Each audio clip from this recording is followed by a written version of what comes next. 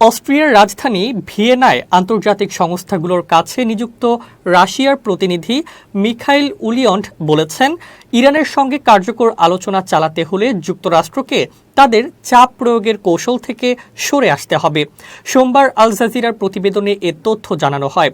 সামাজিক যোগাযোগ মাধ্যম এক্সে দেওয়া এক পোস্টে তিনি উল্লেখ করেন, যুক্তরাষ্ট্র সাধারণত শক্তির অবস্থান থেকে আলোচনা করে এবং সামরিক পদক্ষেপ বা নিষেধাজ্ঞা কঠোর করার হুমকি দেয়। তবে তার মতে এই পদ্ধতি ইরানের ক্ষেত্রে কার্যকর নয়। উলিয়ানোভ আরও বলেন, বর্তমান পরিস্থিতিতে এগিয়ে যাওয়ার জন্য যুক্তরাষ্ট্রের উচিত তাদের অবস্থান থেকে ব্ল্যাকমেইল, আল্টিমেটাম এবং সময়সীমা নির্ধারণের মতো উপাদানগুলো বাদ দেওয়া। প্রতিবেদনে বলা হয়, এই মন্তব্য ইরান যুক্তরাষ্ট্র উত্তেজনার মধ্যে রাশিয়ার অবস্থানকে স্পষ্ট করছে। ধারণা করা হচ্ছে আব্বাস আরাঘচির রাশিয়া সফরে এ ধরনের বার্তা আরও জোরালো হতে পারে। যুক্তরাষ্ট্র কর্তৃক চীনা কোম্পানিগুলোর ওপর আরোপিত নতুন নিষেধাজ্ঞাকে অবৈধ আখ্যা দিয়ে এর তীব্র সমালোচনা করেছে চীন।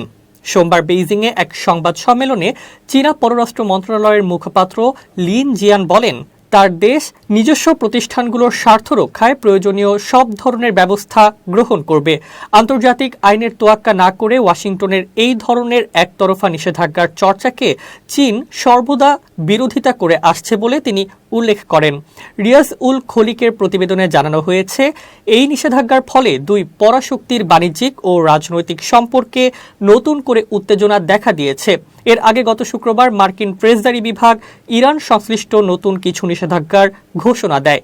এই পদক্ষেপে চীনের একটি বড় স্বাধীন শোধনাগার, যাকে সাধারণ টি পট রিফাইনারি বলা হয়, প্রায় 40টি অতিরিক্ত প্রতিষ্ঠানকে কালো তালিকাভুক্ত করা হয়েছে।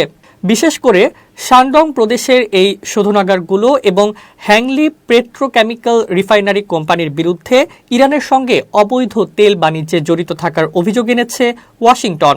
মার্কিন স্টেট ডিপার্টমেন্টের মুখপাত্র টমি পিগট দাবি করেছেন যে ইরানের তেল বাণিজ্যের হ্রাস টেনে ধরার লক্ষ্যেই এই কঠোর ব্যবস্থা নেওয়া হয়েছে। চীন এই নিষেধাজ্ঞাকে যুক্তরাষ্ট্রের ক্ষমতার অপব্যবহার এবং লং আর্ম জুরিসডিকশন বা দীর্ঘমেয়াদী আইনি এখতিয়ার বহির্ভূত আচরণ হিসেবে বর্ণনা করেছে। মুখপাত্র লিন জিয়ান যুক্তরাষ্ট্রকে এই ভুল পথ থেকে সরে আসার আহ্বান জানিয়ে বলেন, বেইজিং তার কোম্পানিগুলোর বৈধ অধিকার ও স্বার্থ রক্ষায় দৃঢ় প্রতিজ্ঞ।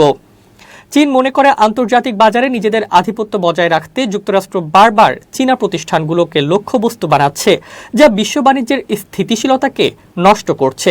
এই উত্তেজনার ফলে আন্তর্জাতিক জ্বালানি বাজার এবং সরবরাহ শৃঙ্খলে বড় ধরনের প্রভাব পড়ার আশঙ্কা করছেন বিশেষজ্ঞরা।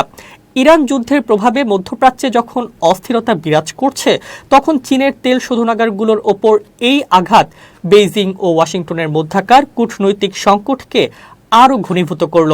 বেইজিং স্পষ্ট করে দিয়েছে, তারা এই ধরনের অবমাননাকর আচরণ মুখ বুঝে সহ্য করবে না এবং প্রয়োজনে পাল্টা আইনি বা অর্থনৈতিক পদক্ষেপ নেবে।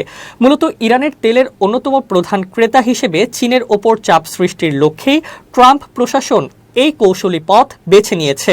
এখন দেখার বিষয় হল, আগামী 14 মে চীনের প্রেসিডেন্ট শি জিনপিং এর সঙ্গে ডোনাল্ড ট্রাম্পের নির্ধারিত বৈঠকে এই নিষেধাজ্ঞা ও জ্বালানি বাণিজ্যের বিষয়টি কিভাবে সমাধান করা হয়।